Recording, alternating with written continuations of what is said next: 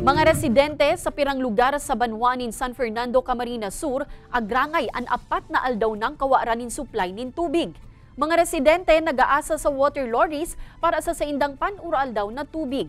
Iniasin iba pang detalye, aramunta sa pagtutok live ni Chris Novello. Chris?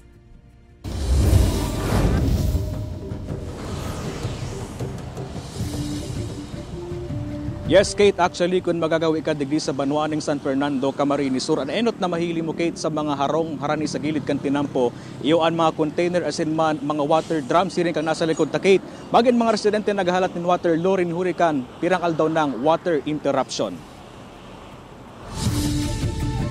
Haros mag-irinutan na sin kanya-kanyang pakaag ng tubig sa container as in drum hali sa water lorin na ini ang mga residente kan Barangay del Pilar sa Banwaning San Fernando, Camarines Sur. Ang iba sa mga ini, pirang altaw na subot mainin tultul na karigos, uli sa mayong bulos ng tubig na nagdulwa sa gripo hali sa water supply system kan Banwaan.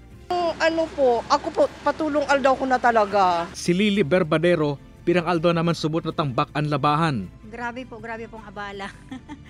Maski pang hugas mayo, pati sa CR, dahil maka kuya ng tubig. Katakod ka ini, nasa pang-apat na aldaw ng unyan poon kan Pebrero 15 na mayong bulos ng tubig sa nasabing Banwaan. Ini makalis is iraram kan San Fernando Water Supply System ang sendang main pipelines emergency repair. Makalis na magkaiguan ng lika na kaaging simana.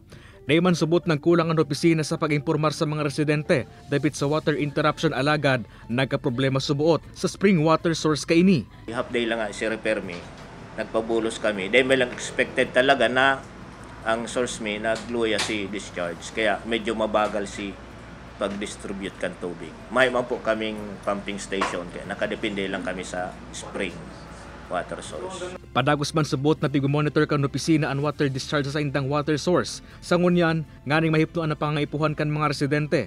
Nagpapadagos ang water rationing kan mga lori kan gobyerno as in Bureau of Fire Protection. Katakod kan insidenteng ini, saro sa mga long-term solution kan opisina.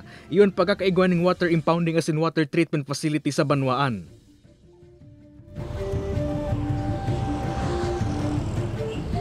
Kate, nag-asigurar man ang Water District kan Banwaan na posibleng sa Huwebes o sa Biyernes may babalik na sa normal ang supply kan tubig sa Banwaan.